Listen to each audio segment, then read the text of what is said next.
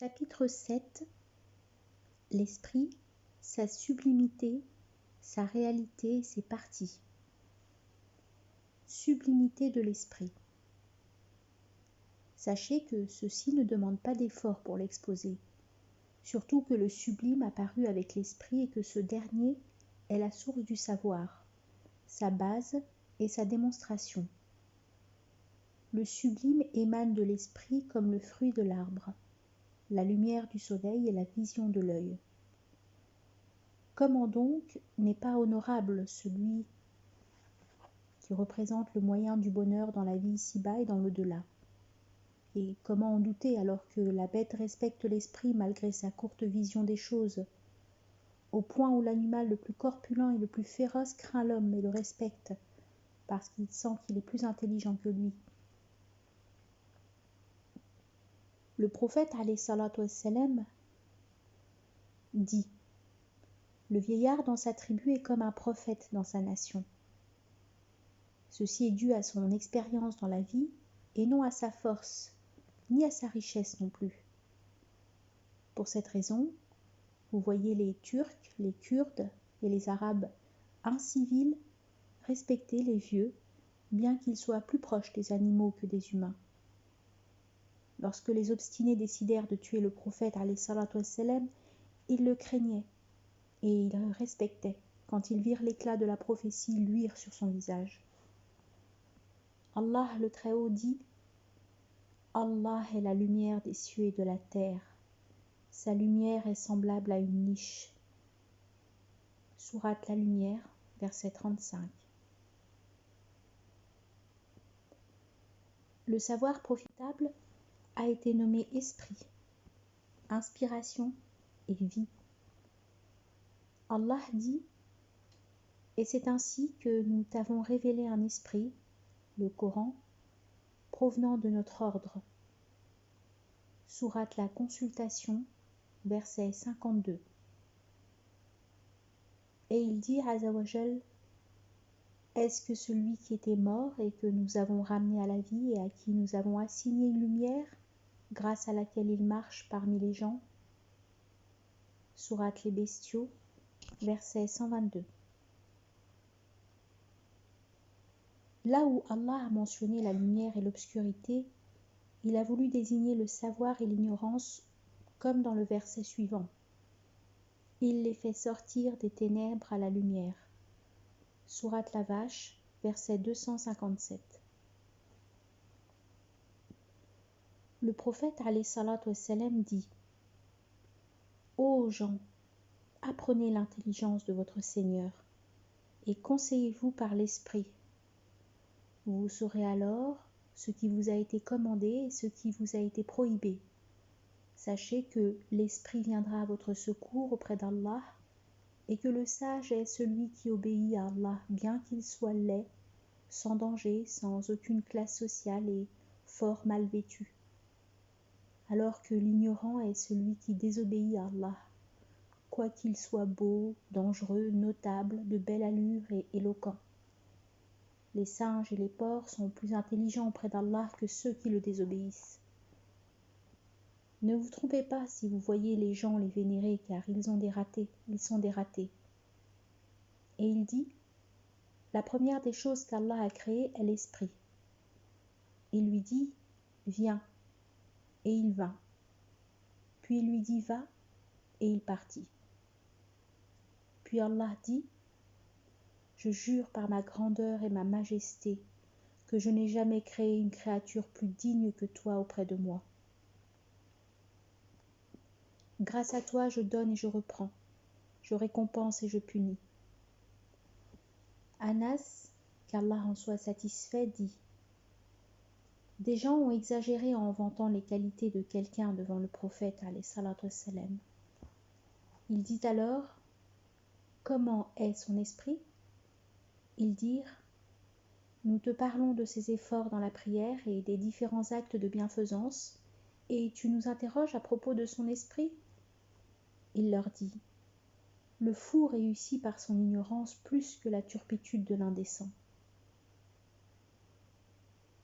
Les gens seront élevés en degrés auprès d'Allah relativement à leurs esprits, Le prophète alayhi salatu wassalam dit « L'homme ne peut jamais gagner plus que la vertu de l'esprit qui le guide dans le droit chemin et qui le protège de la mort. » Le serviteur ne peut atteindre la perfection dans la foi ni la droiture dans la religion tant que son esprit est imparfait. Et il dit « L'homme, grâce à la perfection de sa conduite, atteint le degré de celui qui jeûne et qui veille pour prier. Mais aucun homme n'atteint la bonne conduite avant d'atteindre la perfection de son esprit. C'est alors que sa foi devient parfaite, qu'il obéit à Allah et renonce aux démons. » Abu Sa'id al-Khudri raconta que le prophète alayhi salatu wassalam dit « À chaque chose sa base, et l'esprit du croyant est sa base. Son adoration est relative à son esprit. N'avez-vous pas entendu les immondes à l'enfer dire « Si nous avions écouté ou raisonné, nous ne serions pas parmi les gens de la fournaise. » Sourate la Royauté, verset 10. Al-Barra ibn Azab, qu'Allah en soit satisfait, dit « Un jour, les questions furent très nombreuses et le prophète alayhi salatu wassalam dit « Ô gens, chaque chose a sa monture, et celle de l'homme est son esprit. Le meilleur d'entre vous en connaissance de preuve est le plus intellectuel. » Et il dit « Les anges ont enduré et fait leur possible pour obéir à Allah par l'esprit, et les croyants ont également peiné d'après leurs esprits. Le plus intellectuel parmi eux est le plus connaisseur en obéissance à Allah. » Aïcha, qu'Allah en soit satisfait, dit « En quoi les gens sont-ils préférables ici-bas ?» Il dit « Par l'esprit. » Elle dit « Et dans l'au-delà ?» Il dit « Par l'esprit. » Elle dit « Ne sont-ils pas récompensés selon leurs œuvres ?» Il dit « Ont-ils œuvré plus qu'il ne leur a été donné d'esprit ?» Leurs œuvres sont relatives à l'esprit qui leur a été donné, et ils seront récompensés en conséquence. Le prophète alayhi salatu wassalam dit « Le plus intelligent parmi vous et le plus rapproché d'Allah est le meilleur dans ce qu'Allah vous commande et vous interdit de faire, même s'il est le moins volontaire. »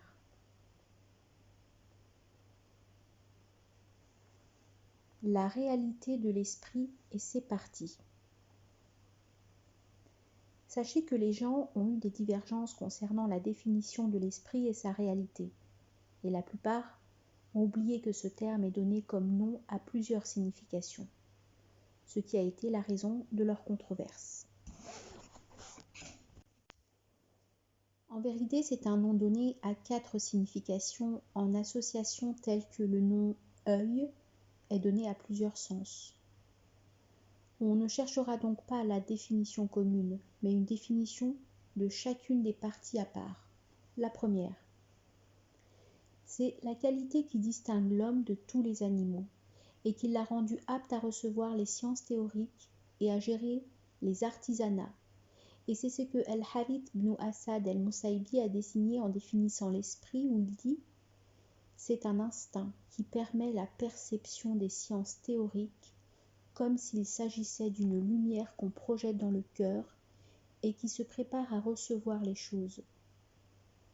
Quiconque dénie cette hypothèse est injuste et ramène l'esprit aux sciences nécessaires, car l'ignorant et l'endormi sont appelés intellectuels en considérant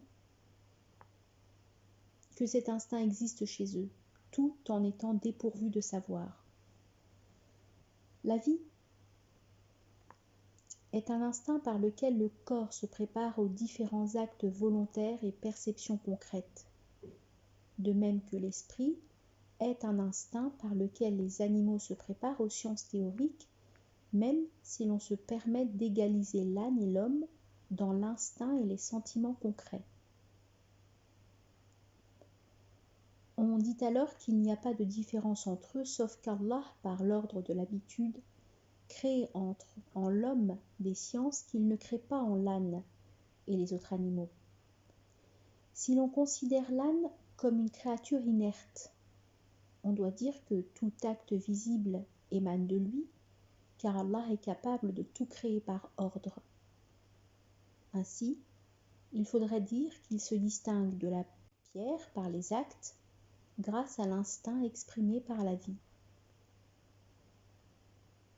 Également, l'homme se distingue des animaux dans la perception des sciences théoriques par un instinct qu'il exprime par le biais de l'esprit, qui est comme un miroir qui distingue les corps par la réflexion des images et des couleurs, grâce à sa qualité spécifique d'être poli. L'œil se distingue du front par des spécificités des aspects concrétisés par la vue. Le rapport existant entre l'instinct et les sciences est semblable à celui qui existe entre l'œil et la vue. La relativité existant entre le Coran et la jurisprudence par rapport à cet instinct, dans la découverte des sciences, est comme celle de la lumière du soleil par rapport à la vue. C'est ainsi qu'il faudrait comprendre cet instinct. La deuxième partie.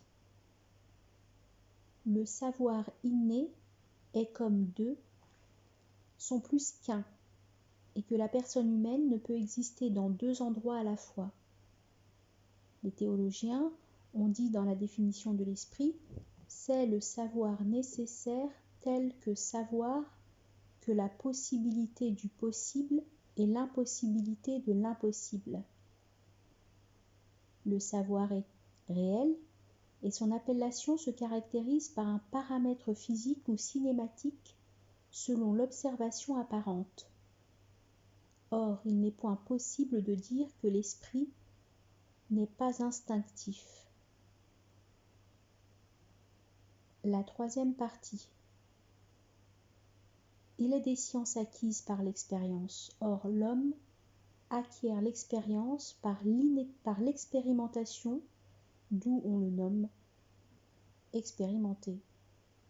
Celui qui ne possède pas cette qualité est ignorant et niais. Ce savoir acquis, ça s'appelle l'esprit. La quatrième partie. Lorsque la force instinctive s'achève et que l'homme parvient à devenir omniscient sans ratiocination aucune et est capable de gérer ses désirs, de jouir des plaisirs imminents et de les maîtriser, on l'appelle sage, puisque l'entéléchie deviendra dépendante du raisonnement et non du plaisir immédiat. Cette entéléchie est une spécificité humaine distinguant l'homme de l'animal, où le premier représente le paramètre de base et de source, et le second représente la branche la plus proche. Le troisième est une branche émanant du premier et du deuxième, où par la force pulsionnelle de l'instinct et des sciences nécessaires, on acquiert les sciences expérimentales. Le quatrième est le fruit ultime et l'objectif extrême. Les deux premiers sont perçus par instinct et les deux derniers sont acquis. Le prophète alayhi salatu wassalam dit « Allah n'a rien créé de plus digne que l'esprit ». Si les gens se rapprochent d'Allah par la charité et les bonnes œuvres, rapproche-toi d'Allah par l'esprit. C'est justement identique à ce que le prophète alayhi salatu wassalam dit à Abu Darda, qu'Allah en soit satisfait. Sois mûr d'esprit et tu te rapprocheras davantage d'Allah. Il dit, je te conjure, dis-moi comment. Il dit, évite ce que Allah a damné et fais tes devoirs envers lui. Tu deviendras sage. Accomplis les œuvres charitables et justes. Tu deviendras digne ici-bas et tu auras la bonne récompense dans la vie de l'au-delà par le rapprochement et la dignité. Saïd ibn al-Musayyib raconte que Omar, Ubay ibn Ka'b et Abu Huraira, qu'Allah en soit satisfait, rentrèrent chez le prophète alayhi salatu wassalam et dirent Ô messager d'Allah, qui est le plus savant des gens? Il dit, le sage. Lequel est le plus pieux? Il dit, le sage. Ils dirent, qui est le préféré? Il dit, le sage. Ils lui dirent, n'est-ce pas celui dont la bravoure est apparente, de même que son élégance, sa générosité, sa dignité? Il leur dit, et tout cela ne serait que jouissance temporaire de la vie d'ici-bas, alors que l'au-delà auprès de ton Seigneur est pour les pieux. Sourate l'Ornement, verset 35. Le sage est le pieux même s'il est chétif et humilié. Dans un autre récit, certes le sage est celui qui croit en Allah, en ses messagers, et qui lui obéit. L'appellation est à l'origine une reproduction du mot instinct, de même que son emploi, mais elle fut donnée aux sciences parce qu'elle en est le fruit. On dit, le savoir est la crainte, et le savant est celui qui craint Allah.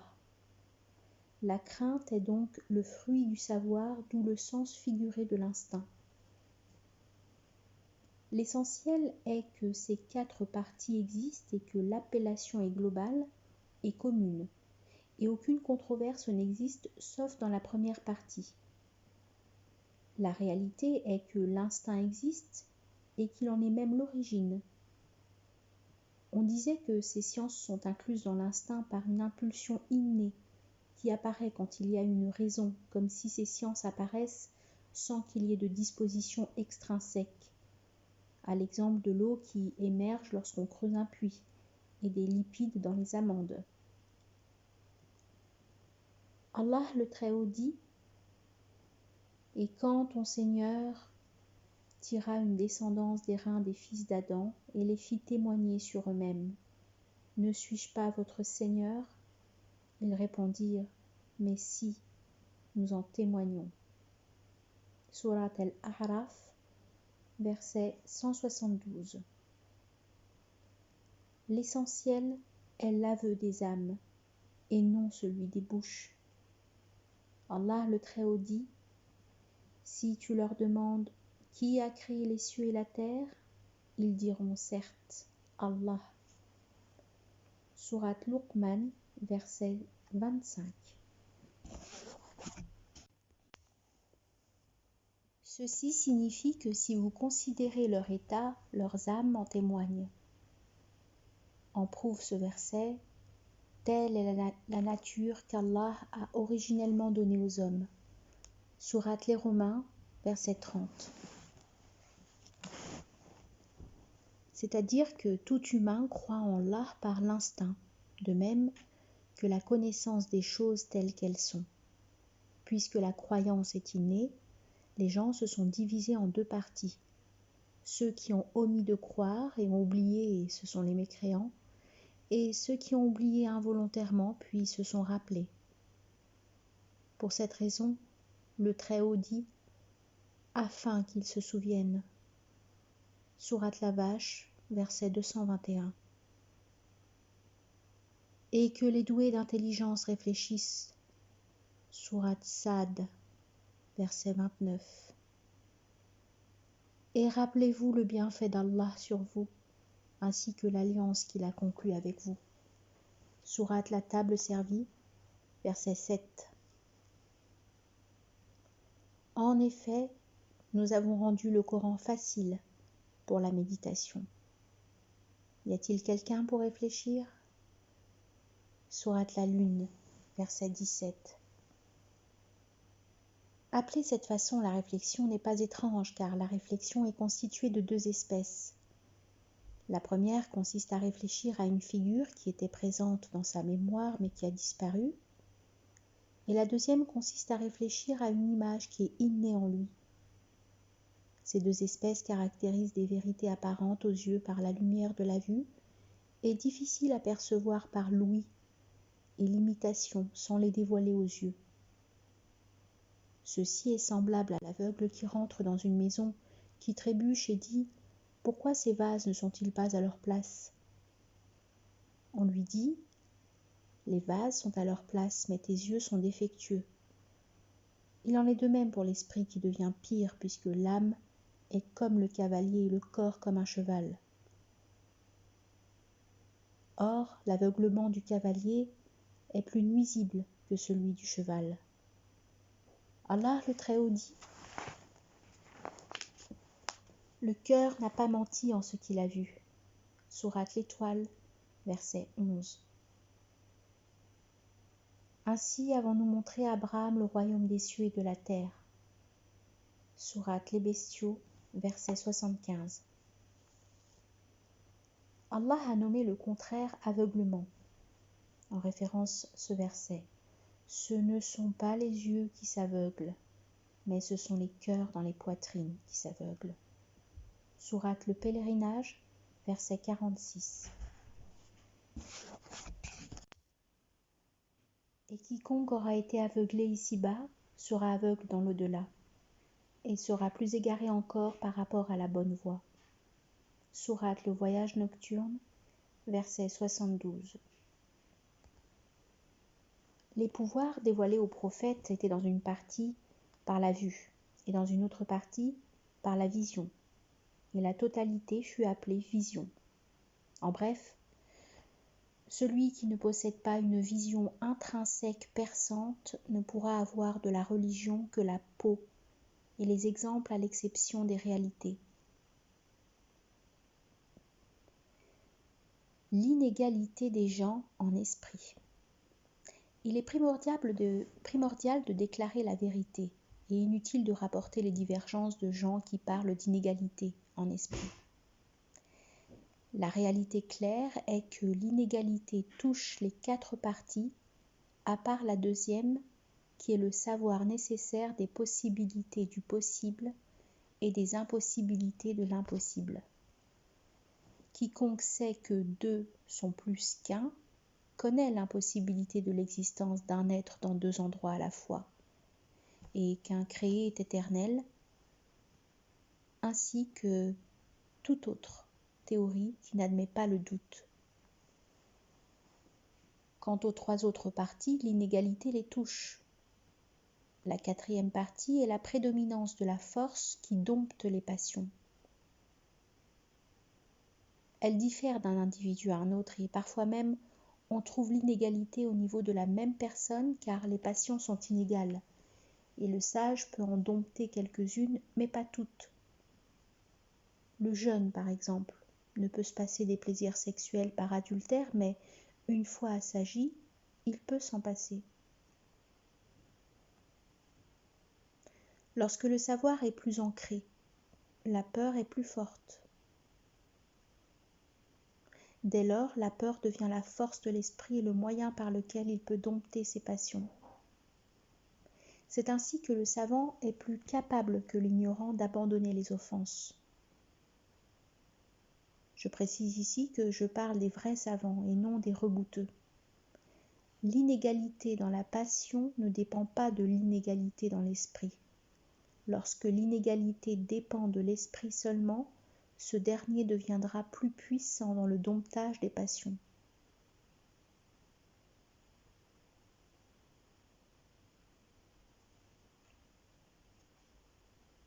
La 3e partie est celle qui concerne les sciences expérimentales dont les inégalités sont loin d'être reniées.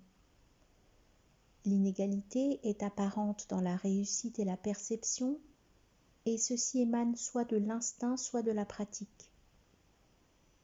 L'inégalité dans l'instinct n'est pas reniable, car elle apparaît comme la lumière du soleil qui éclate lors du lever. Ses débuts se manifestent à l'âge de la puberté et continuent à croître progressivement jusqu'à l'âge de 40 ans. Cet instinct est comme le lever du jour qui commence par les lueurs de l'aurore à peine perceptibles au début, puis elle continue à progresser jusqu'à l'apparition de la lumière vive émanant du soleil. Celui qui renie l'inégalité de cet instinct est insensé. Quiconque pense que l'esprit du prophète alayhi salatu wassalam est analogue à l'esprit de n'importe quel individu de la masse populaire ou des incivils de la campagne est lui-même inférieur à ces gens-là.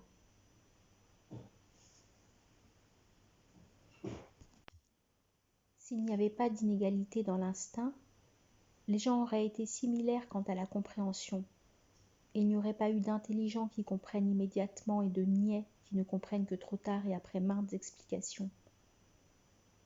Allah dit « L'huile semble éclairer sans même que le feu la touche. Lumière sur lumière. » Sourate La Lumière, verset 35. Comme les prophètes qui sont éclairés intrinsèquement sans avoir appris ou entendu au préalable, et c'est ce qu'on appelle l'inspiration. Le prophète alayhi salatu wassalam s'est exprimé en disant « L'Esprit Saint m'a inspiré, aime quiconque tu veux, mais tu le quitteras. Vis autant que tu veux, mais tu mourras. Et fais ce que tu veux, et tu en seras récompensé. » Ce genre de connaissance annoncée par les anges ou prophètes diffère de la pure inspiration qui, elle, se caractérise par l'ouïe et la vue. Le savoir est une chose et l'existence du connu en est une autre, car il ne suffit pas de connaître la prophétie et la sainteté pour être prophète et saint. De même que celui qui connaît la piété n'est pas forcément pieux. Si vous vous demandez pourquoi les soufis désapprouvent l'esprit et le raisonnable, sachez que la cause revient aux gens qui ont appliqué l'esprit et le raisonnable à la controverse et à la discussion, qui ne représentent en principe que l'art verbal du dialogue. Or, les soufis n'ont pas pu savoir que l'on s'est trompé dans l'application, et ceci est resté gravé dans leur cœur par l'emploi quotidien de ces termes, et ils l'ont blâmé. Quant à la lumière de l'esprit qui nous apprend la vérité divine et la franchise des prophètes, comment peut-on la désapprouver alors qu'Allah l'a vantée? Cette lumière spirituelle, une fois désapprouvée, que peut-on louer par la suite? Si cette lumière est blâmée, comment regarde-t-on celui qui dit qu'il saisit par la certitude et la lumière de la foi? Et c'est là la qualité intrinsèque qui distingue l'humain des animaux. La majorité de ces erreurs proviennent de l'ignorance des gens qui ont cherché à connaître la vérité par le biais des termes où ils ont trébuché. Ceci suffit comme exposé concernant l'esprit, et Allah est le plus grand savant. Grâce à Allah, le livre de la science est terminé. Que la prière d'Allah soit sur notre prophète Mohammed et sur tous les serviteurs choisis sur terre et dans les cieux. Par la volonté d'Allah, la partie concernant les règles de la croyance suivra, et grâce à Allah seul, avant tout et après tout.